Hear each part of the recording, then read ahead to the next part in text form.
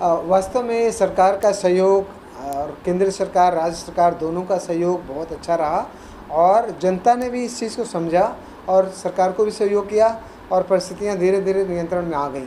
जो शिक्षित लोगों को करना चाहिए था, शिक्षित लोगों ने किया और सरकार को जो करना था सरकार ने किया।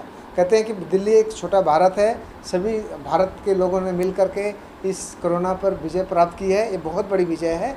इसके लिए हम सभी जनता को और सरकार को दोनों को बधाई देना चाहते हैं। हम जब से कोरोना महामारी शुरू हुई है तब से हमारी संस्था के जितने भी वॉलंटियर्स हैं, हमारी टीम है, अनेक स्तर के काम किया है। जैसे लोगों को कैसे इससे बचना है, कैसे सफाई रखनी है, कैसे दूरी बना के रखनी है, सामाजिक दूरी, सोशल डिस्टेंस, कैसे मास्क लगा के रखना है, क्यों लगा के रखना है। जो अशिक्षित लोग हैं, गरीब लोग हैं, उनको हमने मास्क दिया, खाने को दिया, उनको हमने सामाजिक समरसता कैसे रखनी है, परिवार के साथ कैसे तालमेल बना के रखना है, कैसे बाहर नहीं निकलना है, सरकार के नियमों का पालन कैसे करना है। जो अशिक्षित लोग के थे उनको हम ज़्यादा, क्योंकि बाकी लोग पढ़े लिखे लोग तो टेलीविज़न से, अखबार से या अपनी बुद्धि से लोग अपने आप को बचा पाते थे। गरीब लोग, अनपढ़ लोग या ग्रामीण लोग, हम गांव-गांव में जा कर के अनेक तरह से हमारी टीम स्थानीय लोगों को, गांव के लोगों को, अशिक्षित लोगों को, गरीब लोगों को भोजन दिया, मास्क दिया, सैनिटाइज़र दिया, कैसे साफ़ रखा जाता है, प्राकृतिक रूप से कैसे अपने वातावरण को ठीक रखा जा सकता है, सफाई कैसे ज़रूरी है, सैनिटाइज़र जिसके पास नहीं है उसको कैसे अपने आप को सुरक्षित रखना है और अपनी इम्यून सिस्टम को, रोगों से लड़ने की शक्ति को कैसे बढ़ा के प्राणायाम के द्वारा, आसनों के द्वारा, आहार के द्वारा और सकारात्मक विचार के द्वारा हम काउंसलिंग भी करते हैं। और कैसे आचरण रखना है, कैसी सोच रखनी है, निडर रहना है। कोरोना से बचना ज़रूर है लेकिन निडर भी रहना है, डरना भी नहीं है, ये हमने सबको सिखाया।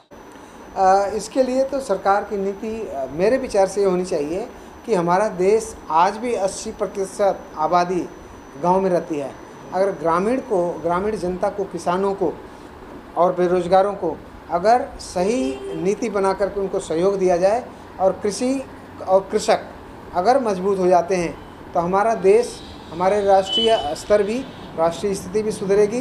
बाकी जहाँ तक उद्योगों का है, उद्योगपतियों का है या जितने भी प्राइवेट कंपनीज़ हैं, नवयुवक हैं, विद्यार्थी हैं, उनके लिए भी ऐसी नीति बनानी होगी जिसके द्वारा स्वरोजगार की एक स्थिति धारणा पनपे। उसमें सहयोग करना चाहिए सरकार को हर स्तर पर कोई ना कोई नीति बना करके। और हमारे नवयुवकों के लिए शिक्षा, स्वास्थ्य के प्रति जागरूक करते हुए रोज़गार के लिए ज़रूर पहल करनी चाहिए, क्योंकि बिना रोज़गार के तो मानसिक रूप से भी, शारीरिक रूप से भी, आर्थिक रूप से भी, तीनों तरह से हमारा देश कमज़ोर हो सकता है। इसलिए तीनों अवस्थाओं में, तीनों रूपों में हमें इस पर ध्यान देना होगा सरकार को। सरकार ही इसके लिए पहल करेगी और करना चाहिए। देखिए, हम करीब करीब इस योग की साधना में अपने जीवन में, मेरी अभी 59 साल की उम्र है, मैं 5 साल की आयु से ही योग कर रहा हूँ। इतना अनुभव रहा कि आप विषम परिस्थितियों में भी आप अपने आप को हार नहीं मानते हैं और अपने आप को कमज़ोर नहीं पाते हैं।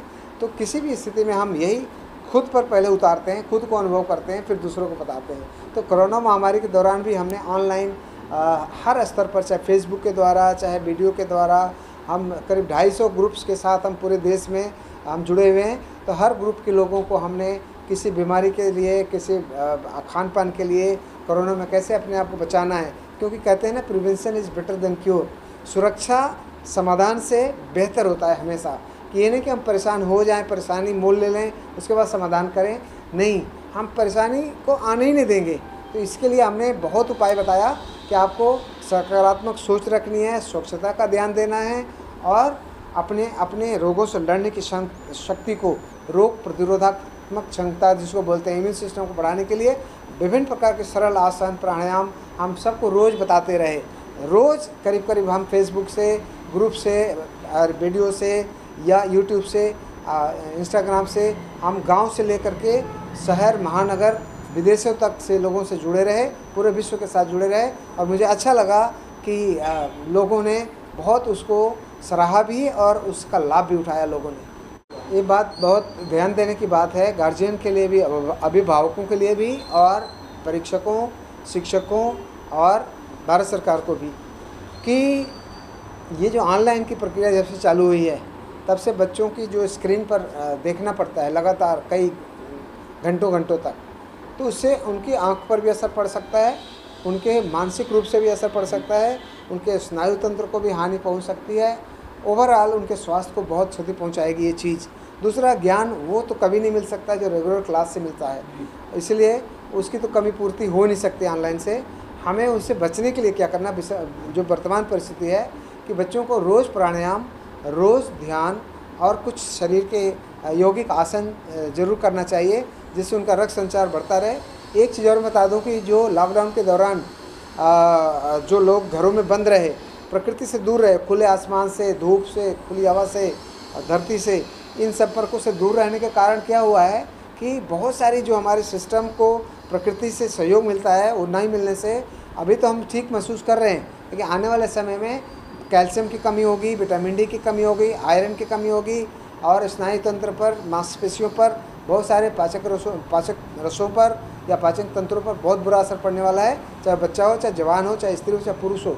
तो इसके लिए हम चाहते हैं कि लोग योग की शरण में आएँ और प्राकृतिक चिकित्सा के जितने भी थेरेपीज हैं, जैसे मड पैक है, धूप स्नान है, बॉडी मसाज है, सलाद का सेवन है, अंकुर का सेवन है, सस्ता, महंगा नहीं, अंकुर बहुत सस्ता पड़ता है, और पालक का रस है, चाहे सब्जियों का रस है, नियमित रूप से खाएं और गर्म पानी, गुनगुना पानी रोज़ पिएं, काढ़ा जरूर पिएं, ताकि वो डिफिशियंसी से हम दूर रहें। नहीं तो जो पिछले 3-4 महीने से हम लोग बंद रहे हैं उसका बहुत बुरा असर पड़ने वाला है।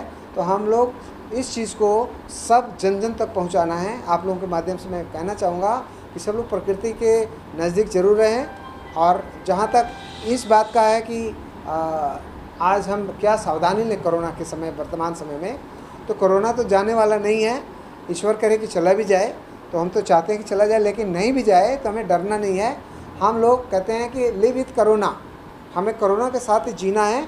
तो सावधानी क्या क्या रखना है, एक तो भीड़ में जाएं तो जाने से बचें, अनअवॉइडेबल मैंने अपरिहार्य विषय में अवस्था में कि जब नहीं कोई रास्ता है तभी जाएं भीड़ में, मास्क लगा के रखें और सोशल डिस्टेंसिंग का पालन करें।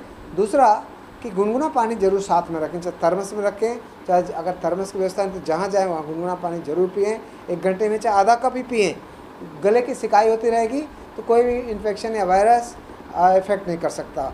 दूसरा, बासी खाना बिल्कुल ना खाएं, कटा हुआ फल कभी ना खाएं, बासी भोजन तो बिल्कुल ही ना खाएं, और ठंडा पानी, कोल्ड ड्रिंक्स, आइसक्रीम से बचें, और रोज़ प्राणायाम करें, रोज़ योगाभ्यास करें। जो योग करेगा और प्रकृति के निकट रहेगा उसको कभी कोरोना नहीं हो सकता, ये मैं दावे के साथ बोल सकता हूँ। भीड़ से बचें और सावधानी रखते हुए। सीधा सीधा कहा जाए तो इम्यून सिस्टम को बढ़ाने के लिए या कोरोना से बचने के लिए योग से बढ़कर दुनिया में कोई और दूसरा रास्ता नहीं है। सारे रास्ते अच्छे हैं, लेकिन सबसे अच्छा है योग, प्राणायाम और यौगिक आहार।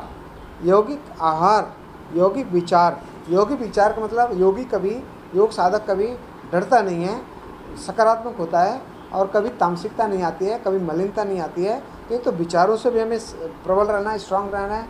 और दूसरा, आहार लेना है, अंकुरित ताज़ी सब्जियां, हरी सब्जियां, और धूप का सेवन, गुनगुने जल का सेवन, और सात्विक आहार ले, सुपाच्य आहार ले। दूसरा कि प्राणायाम करने से हम इतना ज़्यादा ऑक्सीजन का स्तर अपने शरीर में बढ़ा लेते हैं कि कोई बीमारी हमारे पर हावी नहीं होगी। जुकाम के बीच में भी हम चले जाएं तो जुकाम हमारे पर नहीं आएगा। 10 लोगों के बीच में आप 10 लोग जाएंगे, उसमें से 2-4 लोग को जुकाम जरूर संक्रमित हो जाता है, लेकिन जो योगाभ्यास करता है उसको जुकाम का संक्रमण नहीं होगा उसके साथ जाने पर भी। ये हमारा अनुभव है। तो उसी तरह से कोई भी वायरस आपके शरीर में तभी हावी होता है या प्रभावित करता है जब आपका शरीर कमज़ोर है। तो हम योग करेंगे, प्राणायाम करेंगे और आसनों का अभ्यास करेंगे, सूर्य नमस्कार करेंगे, भस्त्रिका प्राणायाम करेंगे, लोम विलोम करेंगे, ब्राह्मणी करेंगे, और नियमित साधना ध्यान करने से हमारी मानसिक क्षमता आम आदमी से 5 गुनी ज़्यादा हो जाती है। तो 5 गुने आदमी की सहन शक्ति एक आदमी में आ जाती है। सर्दी, गर्मी, भूख, प्यास, शास्त्र में लिखा है कि प्रथमे रोग रहिता सर्वलोक प्रियो भवेत्, कि सबसे पहला योग का लाभ है कि हम निरोग रहेंगे, निश्चित रूप से निरोग रहेंगे, कोई रोग हमें आ ही नहीं सकता। तो कृत्यार्थ स्यात् द्वितीय तु कुरुते सर्वाश्रम, और 2 वर्ष की साधना के बाद हमारा शरीर और जीवन सार्थक हो जाता है।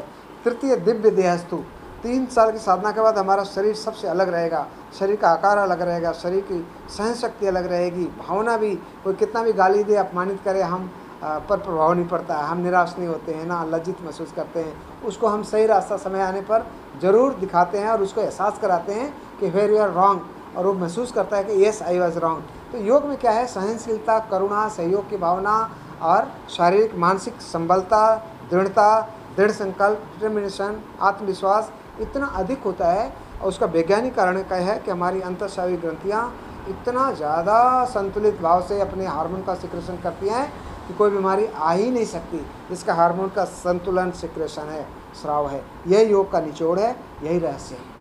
देखिए, ये सरकारी महकमा का विषय है, इसमें हम हस्तक्षेप करें या सलाह भी दें तो वो लोग सुनेंगे नहीं, और उनकी परिस्थितियाँ भी ऐसी हैं कि वो जो उचित लगेगा, मुझे लगता है कि सरकार सही फैसला करेगी, बच्चों का भविष्य को ध्यान में रखते हुए, वर्तमान को ध्यान में रखते हुए। बस एक सबसे बड़ी समस्या बेरोजगारी, इसके लिए सरकार को ज़रूर कुछ ठोस कदम उठाना चाहिए। नवयुवकों को निराश ना करें, क्योंकि नवयुवक हमारे दुनिया के किसी भी देश में इतने नवयुवक नहीं है, 60% नवयुवक है। और नवयुवक अगर निराश हो गए तो हम बहुत कमज़ोर हो जाएंगे और बहुत पीछे चले जाएंगे। इसलिए हम सरकार से निवेदन करेंगे कि नवयुवकों को प्राथमिकता दें, उनके रोज़गार पर उनके सहयोग करें, और केवल वजीफ़ा दे देने से या कुछ फाइनेंशियल सपोर्ट दे देने से किसानों को, नौजवानों को उससे कुछ नहीं होगा। अस्थायी समाधान जरूर दे देना है किसानों को, नौजवानों को।